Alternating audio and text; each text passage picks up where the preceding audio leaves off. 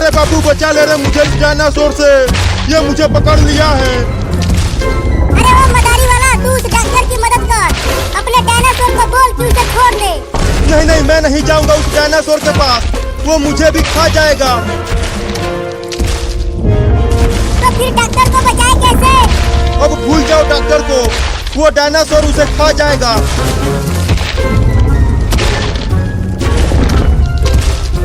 अबे क्या कर रहे हो बे कमीनों, मुझे जल्दी बचाओ। रुको कुछ करता हूँ। रुक जा डायनासोर के बच्चे।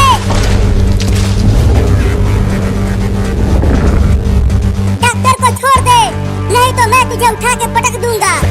अबे क्या बकवास कर रहा है बे, तू इतने बड़े डायनासोर को कैसे उठा पाएगा?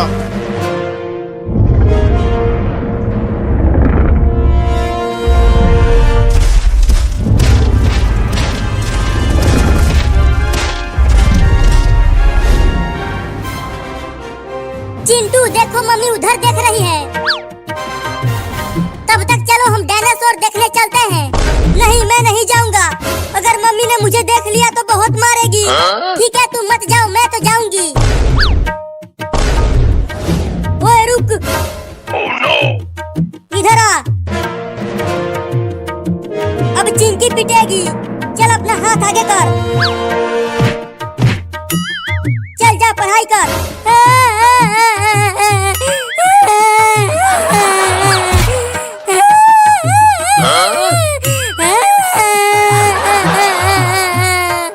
मजा आया मार खाकर, और डायनासोर देखने जाओगी? नहीं।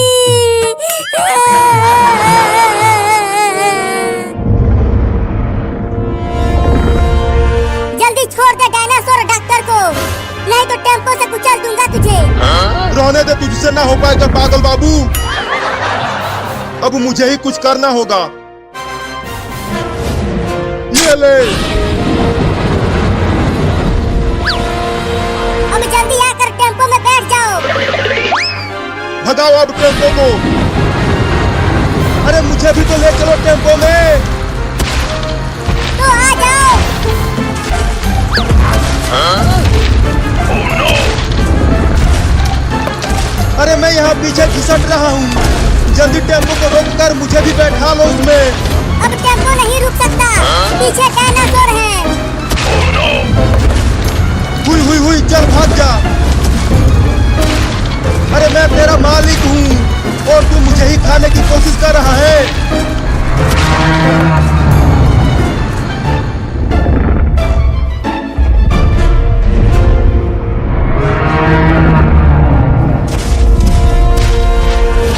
चिंकी तुमने कुछ सुना? यहाँ आसपास से किसी की आवाज आ रही है, लेकिन यहाँ तो हमारे अलावा कोई और नहीं है, केवल हम दोनों और मम्मी है यहाँ पे। अरे वहाँ पे कोई था खिड़की के पास, मैंने अभी उसे देखा। लेकिन खिड़की के पास तो कोई भी नहीं है। देखो, अरे मैंने देखा कुछ तो था वहाँ, वो बहुत ही डरावना दिख रहा था। तू पगला गया है चिंटुआ, चल पढ़ाई कर। क ख ग ABCD EFG H ABCD EFG H। तू एक बार खिड़की के पास जाकर देख के आ। मैं नहीं जाऊंगी, मुझे मम्मी मारेगी। अभी कुछ देर पहले ही पीट चुकी हूँ, तो मैं नहीं जाऊंगी, तुम ही जाओ। ठीक है मैं ही जाता हूँ। अबे रुक, कहाँ जा रहा है? बस खिड़की के पास हवा खाने जा रहा हूँ। ठीक है जाओ।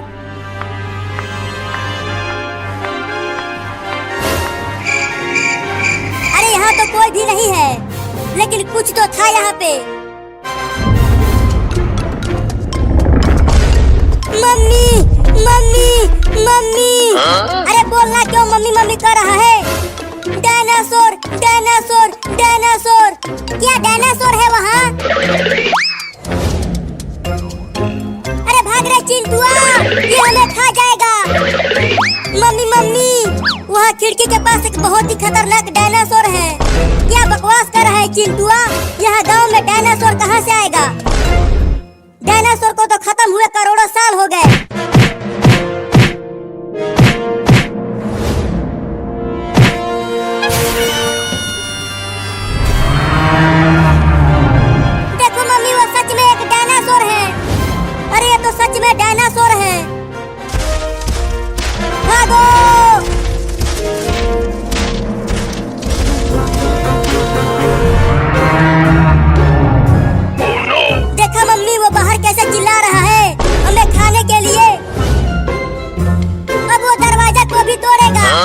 रहो, आवाज मत करो।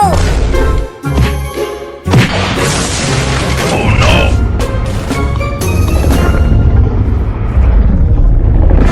Huh? भागते रहो, अगर उसने हमें पकड़ लिया तो खा जाएगा। लेकिन अब हम कहाँ जाएंगे मम्मी? चलो उस पेड़ पर चढ़ जाते हैं।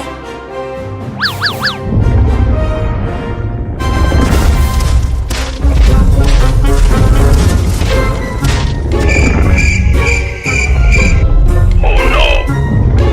तुम दोनों चुपचाप रहना, बोलना मत, नहीं तो वो सुन लेगा। Huh? मम्मी बचाओ, मेरे हाथ पर कीड़ा चढ़ गया है।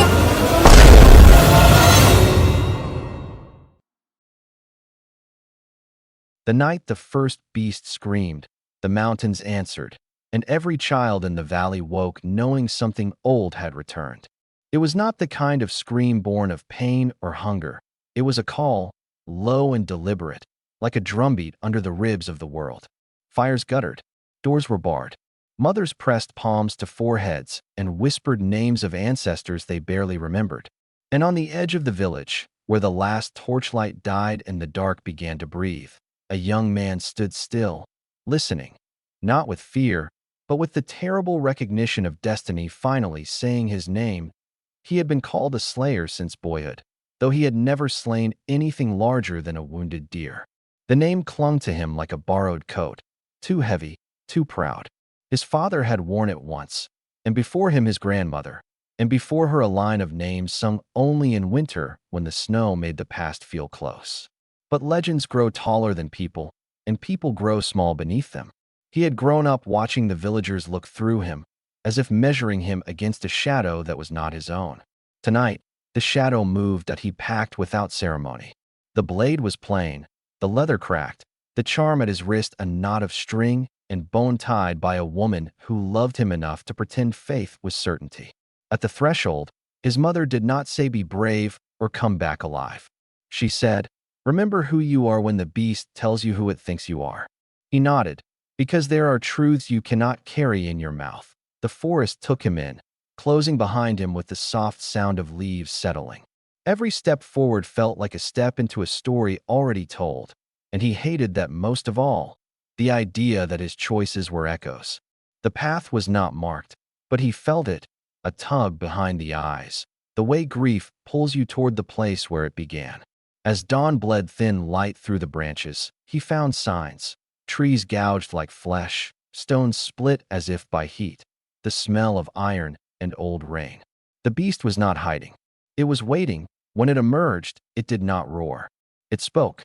Its voice was layered, as if many throats shared it, and it used his name as easily as if it had learned it from his cradle. It called him son of, and then listed the names that weighed him down. It told him the truth that fear loves to tell, that slayers are made by loss, that victory is paid for in years, that the valley would never thank him the way it thanked a story. It asked him why he wanted to die so loudly. He answered with steel, because that is what he had practiced. The beast moved like a storm deciding where to break, and the ground shook with the grammar of violence. He cut and was thrown, rose and was burned, bled and learned how quickly courage leaks out when pain opens a door. The blade bit, but the beast did not fall. It laughed, and the laugh was the sound of a cliff giving way. Hours, or minutes, time had gone strange, passed in a red blur. When he finally staggered back, lungs tearing, he realized the truth the stories had not taught him. The beast was not trying to kill him. It was trying to finish him. It wanted him empty enough to fill that he fled. Shame chased him harder than claws. He ran until the forest thinned and the old stones appeared, half swallowed by moss. The ruins where the first slayer had once failed. There, he collapsed, shaking with a grief he did not have words for. He had believed strength was a thing you tightened around your fists. He had believed legacy was a ladder. Alone among broken stones, he learned that strength can be a listening, and legacy a question. That a voice rose from the ruin, not booming, not ancient, but tired and warm. An old woman sat where he had not seen her before, mending a net that had no water near it. She did not ask who he was. She told him a story about a river that grew wild when it was dammed by fear, about a beast that fed on the names people gave it. She told him the first slayer had not won by striking harder, but by remembering something the beast could not bear, the truth of what it was. "What is it?" he asked, because hope had slipped back into him like a hand finding another in the dark. "It is a mirror," she said. "And mirrors break when you stop trying to be what they show." He returned at dusk, not with fire in his veins, but with a quiet he did not know he owned. The beast greeted him like an old friend, already tasting victory. He did not rush this time. He did not shout. He set the blade down and stepped closer, heart hammering, every instinct screaming betrayal. He spoke, not the names he carried, but the one he had chosen for himself, the small, ordinary truth of it. He told the beast what it was made of, fear given shape, pain taught to bite, the echo of every time the valley had turned away from its own wounds. With each word, the beast faltered, its many voices slipping out of harmony. When it struck, he did not meet it with steel. He met it with refusal. He did not accept its story. He did not accept that he was born to end as an offering. The blade rose only at the last moment, guided not by rage but by clarity, and when it fell, it was not a killing so much as a releasing. The beast unraveled, smoke and memory thinning into the air, leaving behind silence heavy as snow that he returned to the valley with dawn. There was no parade. People came out slowly, as if afraid the story would change if they looked at it. He did not correct them when they called him Slayer. He did not deny it either. He knew now that names are tools, not cages. He stayed long enough to teach the children how to listen to the forest without turning it into an enemy, long enough to tell the mothers that courage can be gentle and still be real. Then he left, because some victories ask you to become more than a monument. Years later, when another scream rose in another place, someone would remember him not as a legend, but as a person who chose to be whole. And the message would travel quietly, the way the truest things do, that the beasts we fear grow from the stories we refuse to question, and that slaying them begins the moment we stop mistaking our inheritance for our identity.